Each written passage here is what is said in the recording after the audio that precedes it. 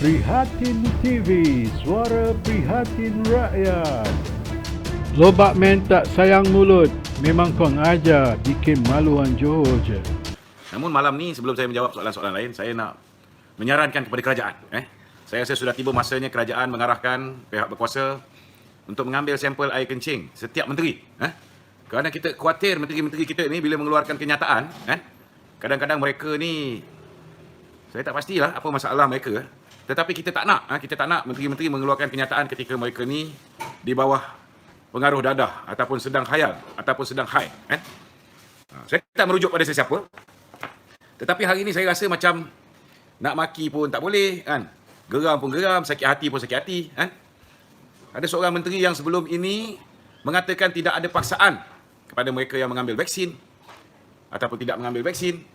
Hari ini mula mengeluarkan kenyataan yang lebih, saya tak tahu nak cakap apalah, lebih merosakkan nama baik UMNO, dengan mengugut, nak menyusahkan kehidupan mereka-mereka yang anti vaksin. Saya nak beritahu orang yang tak ambil vaksin atau belum lengkap 2 dos ini bukan anti vaksin. Mereka ada yang dah ambil 1 dos, kemudian mungkin hospitalized, mungkin ada kesan sampingan, mereka mengambil keputusan tak mengambil dos kedua. Ada yang menunggu dos kedua tapi vaksinnya belum sampai. Ada yang sudah ambil vaksin yang pertama, belum lagi sempat yang kedua. Jadi jangan pukul rata semua orang sebagai anti vaksin. Ada yang belum bersedia, ada yang nak beri masa kepada vaksin ini untuk matang bagi membolehkan mereka mengambil vaksin tersebut, bagi peluang untuk vaksin itu di-improvise, kalau ada blood clot dan sebagainya. Jadi tidak sewajarnya mereka-mereka yang belum bersedia nak mengambil kedua-dua dos ataupun belum sempat nak ambil dua-dua dos ini didiskriminasi sedemikian rupa, malah diugut. Hidup mereka nak disusahkan. Saya nak ingatkan dengan YB Khairi Jamaluddin. Kenyataan yang beliau keluar pada hari ini amat menyedihkanlah. Rasulullah SAW pernah bersabda, baginda pernah berdoa, tuan-tuan. Pernah berdoa, kalau kerajaan atau pemerintah menyenangkan umatku, kau senangkanlah dia. Kalau kerajaan macam Khairi Jamaluddin ni nak menyusahkan kehidupan rakyatku, kau susahkanlah kehidupan dia. Jadi saya doakan Khairi Jamaluddin ni, semoga dia insaf. Semoga dia sedar bahawa apa yang dia buat ini merosak untuk diri dia, tak apa. Dia memang dah rosak pun. Tetapi apa yang dia buat ini merosakkan nama baik kerajaan, nama baik parti. Yang ini yang amat-amat menyedihkan kita. Jadi itu sebab kita mintalah, segerakanlah kita cek air kencing menteri-menteri ini semua. Jangan sampai ada yang bercakap ketika mereka ni khayal, ketika mereka ni di bawah pengaruh dadah dan sebagainya. Ini amat-amat membahayakan negara. Yang patut diburu bukan orang-orang yang belum sedia mengambil vaksin. They are not criminals. Penagih, kaki ais, itu yang patut kita buru, tuan-tuan. Itulah mukadimah saya pada malam ni. Saya tak rujuk pada sesiapa lah. Jangan ada yang terasa pula ataupun yang makan cili. Okey, silakan saudara Syed Atif. Ya, kita tengok kerajaan hari ni dia macam ada double standard policy. Jika rakyat biasa ni dikompang kalau tak ambil vaksin dan nak berada di tempat awam. Ya. Bolehkah ahli parlimen yang tak ambil vaksin tak dibenarkan masuk ke parlimen dan dikompang juga untuk hukum? Saya tak setuju ahli parlimen yang tak ambil vaksin dikompang. Ahli parlimen yang tak ambil vaksin tak salah. Itu adalah hak mereka yang dilindungi oleh pelbagai.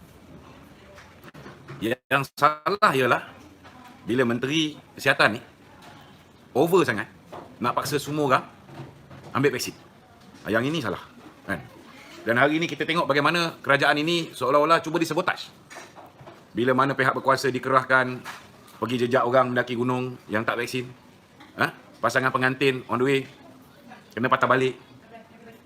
Saya rasa ini amat-amat menduka citakan. Amat-amat menduka citakan. Orang yang nak pergi hospital hari ini tak boleh nak masuk hospital semata-mata kerana dia tak selesai lagi 2 dos.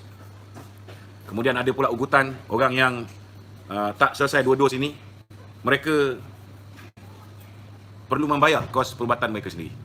Jadi saya tak faham kerajaan ni nak mampus ke apa? Apa sebenarnya masalah kerajaan ni? Takkan satu orang menteri kesihatan pun kita tak boleh nak handle. Kalau menteri kesihatan ni sioman, tak gila babi macam KJ ni, tak apa. Tapi dah melampau. Ini akan merosakkan nama UMNO, akan merosakkan kedudukan dan peluang UMNO menang dalam pilihan raya. Kena ingat Khairi Jamaluddin ni. Dulu dia kata tak ada paksaan. Jangan menakut-nakutkan. Tapi hari ni dia lah champion yang menakut-nakutkan orang yang belum lengkap 2 dos ni. Dan lebih menyedihkan. Lebih menyedihkan hari ni. Kita tengok. Orang yang ambil 2 dos ni, KJ nampak dah dekat 90%. Jadi dia fikir dalam otak dia, 90% ni semua menyokong dia kerana mereka sudah mengambil 2 dos. Dia tak sedar bahawa yang 90% tu mengambil vaksin kerana mereka nak travel, mengambil vaksin kerana mereka nak melawat ibu bapa mereka, mengambil vaksin sebab anak-anak mereka nak ambil SPM, mengambil vaksin sebab pelajar-pelajar ni nak sambung belajar, mengambil vaksin sebab budak nak sekolah balik. Bukan mereka ni mengambil vaksin kerana mereka ni suka kat KJ. Ini dia nak kena faham. Itu sebab jangan besar kepala sangat. Ini negara bukan bapak dia punya. Aku dah lama tak maki orang ni kan. Tapi ini pada bapak kau. Dia fikir dengan 90% orang dewasa ni dah ambil vaksin. Maka itu membayangkan sokongan terhadap vaksin. Ini bahalanya. KJ ni. Belajar tinggi tapi bodoh. Allah Akbar. Dia tak sedar bahawa orang terpaksa. Orang terpaksa. Kalau orang ada pilihan, orang tak ambil. Bini-bini aku, anak aku terpaksa ambil.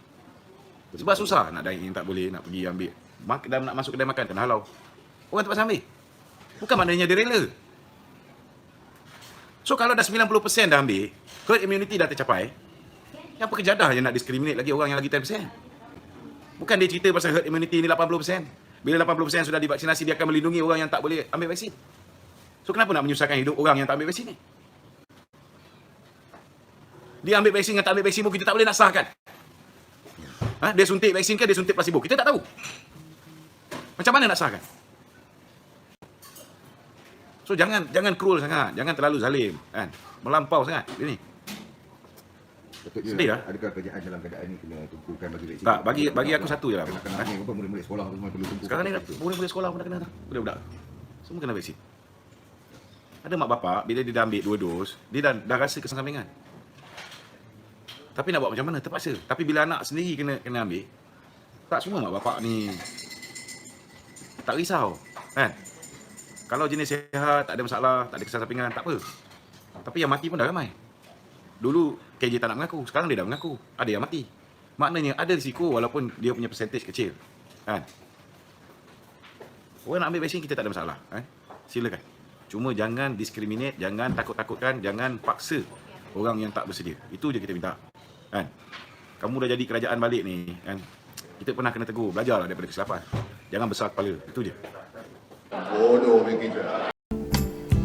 Jangan lupa bantu like dan subscribe Prihatin TV. Sehingga bersiaran lagi. Assalamualaikum.